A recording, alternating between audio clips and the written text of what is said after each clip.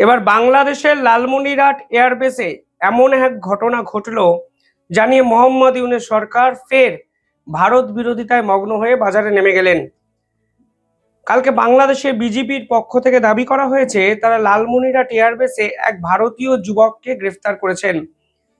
বাংলাদেশের একাধিক মিডিয়া প্রচার করতে শুরু করে দিয়েছে যে এই ভারতীয় যে যুবক তিনি নাকি গুপ্তচরবৃত্তি করার জন্য লালমনিরহাটে গেছিলেন।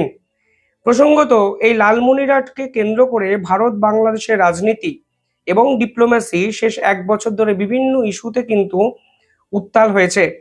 এই লালমনিরহাটেই কিন্তু এয়ারবেস তৈরি করতে চাইছে বাংলাদেশ, এবং এই লালমনিরহাট এয়ারবেসটি যদি হয় তাহলে এটি হবে শিলিগুড়ি করিডোরের কাছে সব থেকে কাছে বাংলাদেশের একটি সেনা ঘাঁটি। এবং বাংলাদেশ সরকার এই লালমনিরহাট এয়ারবেসটিতে চীনের আধিপত্য বাড়ানোর জন্য চীনা বিভিন্ন ইনস্ট্রাক্টর, কন্ডাক্টর এবং ইঞ্জিনিয়ারকে এই কাজের বরাত দিতে চাইছে। অর্থাৎ বুঝতেই পারছেন, যদি লালমনিরহাট এয়ারবেসে চীনা ইনফ্লুয়েন্স বাড়ে তাহলে ভারতের শিলিগুড়ি করিডর বা চিকেন স্নেক বড়সড় বিপদে পড়তে পারে। এই লালমনিরহাট এয়ারবেসেই কিছুদিন আগে গেছিলেন বাংলাদেশের সেনাপ্রধান, এবং সেখানে তিনি ফাইটার জেট রাখার হ্যাঙ্গার তৈরির প্রস্তাব দিয়েছেন। সে খবর প্রকাশ্যে আসার পর ভারত বিভিন্ন ক্ষেত্রে উদ্বিগ্ন হয়েছিল, কারণ হঠাৎ করে এই লালমনিরহাট এয়ারবেস নিয়ে বাংলাদেশ কি পরিকল্পনা করছে তা কিন্তু বড়সড় প্রশ্ন উঠে যায়। কারণ এই মুহূর্তে বাংলাদেশের মিলিটারি সম্পূর্ণভাবে কন্ট্রোলড হচ্ছে পাকিস্তান এবং তুরস্ক দ্বারা।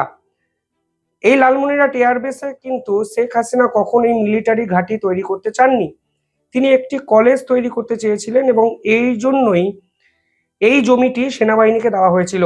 কিন্তু হঠাৎ করেই মোহাম্মদ ইউনূস দায়িত্ব নিয়ে এই লালমনিরহাট এয়ারবেসকে কেন্দ্র করে ভারতের বিপক্ষে একাধিক উস্কানিমূলক কার্যকলাপ করতে শুরু করেন। আর এই লালমনিরহাট এয়ারবেসেই কালকে বাংলাদেশের বিজিবি অর্থাৎ বর্ডার গার্ড অফ বাংলাদেশ জানাচ্ছে বিশ্বজিৎ নামক এক ব্যক্তিকে গ্রেফতার করেছে, যিনি ভারতীয়। এবার ভারতীয় কেন বাংলাদেশের লালমনিরহাট এয়ারবেসে গেল সেই প্রশ্ন যেমন উঠছে, পাশাপাশি বাংলাদেশের মিডিয়া এই ঘটনাকে কেন্দ্র করে প্রচার করতে শুরু করেছে তিনি নাকি ভারতের গুপ্তচরবৃত্তি করার জন্য ওখানে গেছিলেন। যে সেনাঘাঁটি তৈরি হয়নি, যে সেনাঘাঁটি তৈরির কাজ চলছে, সেখানে গুপ্তচরবৃত্তি করতে যাবে এক ভারতীয় যুবক, এটা কি সত্যি বিশ্বাসযোগ্য? এবং কেনই বা যাবে? বাংলাদেশের মিলিটারি কি সত্যি ভারতের মিলিটারির মুখের যোগ্য? ভারতের মিলিটারির যে ভলিউম তা কি বাংলাদেশের মিলিটারির সমকক্ষ? আমি জানি না। যারা এই দাবি করছে অর্থাৎ বাংলাদেশ মিডিয়া, তারা কি বাস্তব থেকে কতটা দূরে তা কি তারা নিজেরাই জানে? বিজেপি কি বলছে? বিজেপি বলছে এই বিশ্বজিৎ নামক ব্যক্তির কাছ থেকে পাওয়া গেছে বাংলাদেশি টাকা, ভারতের মুদ্রা, ভারতের আধার কার্ড এবং কিছু গুরুত্বপূর্ণ ডকুমেন্ট। পাশাপাশি বাংলাদেশের পক্ষ থেকে জানানো হয়েছে যে এই বিশ্বজিতের পাশাপাশি কুষ্টিয়াতে আরও এক ভারতীয়কে তারা গ্রেফতার করেছেন, যার নাম মোহাম্মদ বাবু। এবার মোহাম্মদ বাবু এবং বিশ্বজিৎ কেন হঠাৎ করে ভারত থেকে বাংলাদেশে গেছেন সেই তথ্য ভারতীয়দের কাছেও নেই, এবং এরা যে সত্যি ভারতীয় তার প্রমাণও বাংলাদেশ সরকার ভারতের হাতে এখন অব্দি তুলে দেয়নি। কিন্তু তারা বাজার গরম করার জন্য তাদের মিডিয়ায় এই খবর কিন্তু প্রচার করতে শুরু করে দিয়েছে।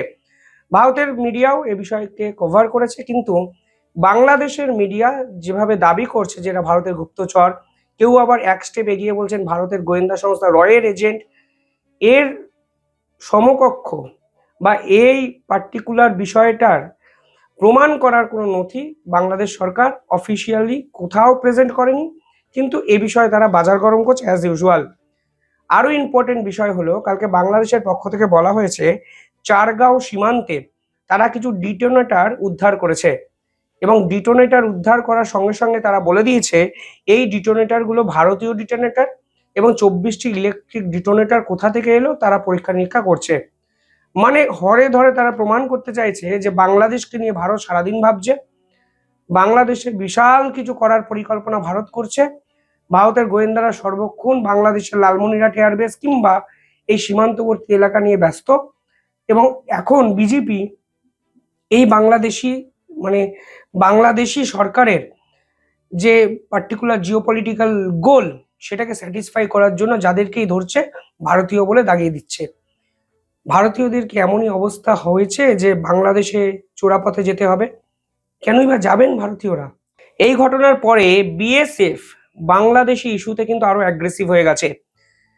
কালকে নদিয়া সীমান্ত থেকে 14 জন অবৈধ অনুপ্রবেশকারীকে পুশব্যাক করে দেওয়া হয়েছে বাংলাদেশে। বিজিবি বাধা দেওয়ার চেষ্টা করেও তারা কিন্তু পারেনি। এই 14 জনের মধ্যে 6 জন পুরুষ, 6 জন নারী এবং 2 জন শিশু বা মানে সন্তান এদের। বাংলাদেশের বর্ডার গার্ড অফ বাংলাদেশ প্রাথমিকভাবে বাধা দেওয়ার চেষ্টা করলেও বিএসএফ যেভাবে তোড়জোড় করতে শুরু করেছে এবং বিএসএফ যেভাবে প্রপার এভিডেন্স এবং ডকুমেন্ট বিজেপির কাছে দেখিয়েছে, তার ফলে বিজেপি কিন্তু পিছু হটতে বাধ্য হয় এবং শেষ পাওয়া খবর অনুযায়ী বিজেপি এদেরকে গ্রহণ করে মেডিকেল রিপোর্টের জন্য পাঠানো হয়েছে নির্দিষ্ট হাসপাতালে।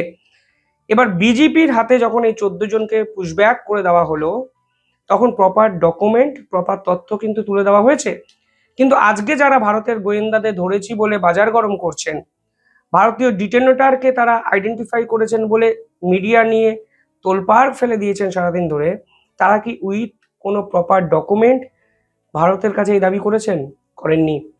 পাশাপাশি কালকে আরো একটা নজিরবিহীন ঘটনা এই বাংলাতে হয়েছে। কালকে বাংলার বসিরহাটে এক বাংলাদেশি যুবককে হাতে নাতে ধরেছেন আমাদের সেনাবাহিনী। সেই যুবকের নাম রাহমান কবির। ইনি কি জানেন? ইনি নাকি ভারতের এক নারীর প্রেমে পড়েছেন সোশ্যাল নেটওয়ার্কে। বয়স 25 এবং নারীর প্রেমে পড়ে ভারতবর্ষে ঢুকেছেন। কোনো ভ্যালিড ডকুমেন্ট, ভিসা, পাসপোর্ট কিচ্ছু নেই এবং তাকে ডিটেন করা হয়েছে ভারতের পুলিশ দ্বারা।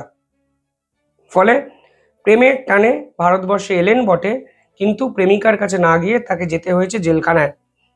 যত এসব নিউজ নিয়ে সারাদিন ঘাটাঘাটি করছে, আমি নিজেরাও চমকে যাচ্ছি যে প্রেমের টানে মানে ন্যূনতম সিভিক সেন্স, বুদ্ধি যদি হারিয়ে যায়, তাহলে প্রেমিকা নয়, তার স্থান হয় জেলে। তার আদর্শ উদাহরণ হলো এই 25 বছরের যুবক রাহান কবিরের এই দৃশ্য, যিনি কালকে সোশ্যাল মিডিয়ায় এক ভারতীয় নারীর সঙ্গে, বাঙালি নারীর সঙ্গে কথা বলে বসিরহাটে এসে পৌঁছলেন দালাল মারফত এবং তার জায়গা হয়ে গেল শ্রীঘরে।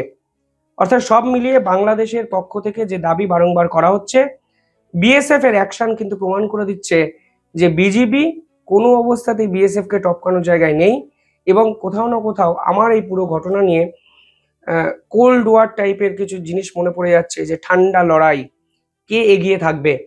কিন্তু বিজিবি বিএসএফ এর সঙ্গে লড়াই করে 50 বছর পরেও যে সমান জায়গায় আসতে পারবে না, তা কিন্তু প্রতি মুহূর্তে প্রমাণ করে দিচ্ছে ভারত। এবং ভারত কিন্তু মোহাম্মদ ইউনূসকে কড়া বার্তা দিয়ে যাচ্ছে প্রতি মুহূর্তে অনুপ্রবেশকারী ইস্যু নিয়ে। কালকে দিল্লিতেও আরেকটি মারাত্মক ঘটনা হয়েছে, আমি পরে এই ভিডিওতে বলবো। চ্যানেলটি সাবস্ক্রাইব করে রাখবেন, দেখতে থাকুন দ্য ইন্ডিপেন্ডেন্ট বেঙ্গল। ধন্যবাদ।